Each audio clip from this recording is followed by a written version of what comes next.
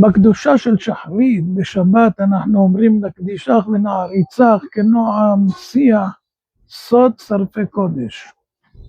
אנחנו רוצים בעצם להידמות למלאכים, לקדש ולהעריץ את הקדוש ברוך הוא כמלאכים. בקדושה של מוסף אנחנו אומרים כתר יתנו לך אדוני אלוהינו מלאכים המון למעלה, עם עמך ישראל קבוץ מטה יחד וכולי. מה קרה? עברה חצי שעה. קודם היינו שואפים להיות דומים למלאכים, כנועם שיח סוד שרפי קודש.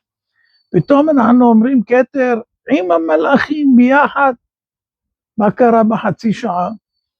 אומר הרב חיים זוננפלד, זכר צדיק לברכה, בזמן הזה קראנו את התורה, קריאת התורה, וקריאת התורה מעלה את האדם למדרגה של מלאך, ואז אתה יכול להיות כבר כמו המלאכים. אל תוותרו על התורה, תעלו מעלה מעלה, תהיו מלאכים.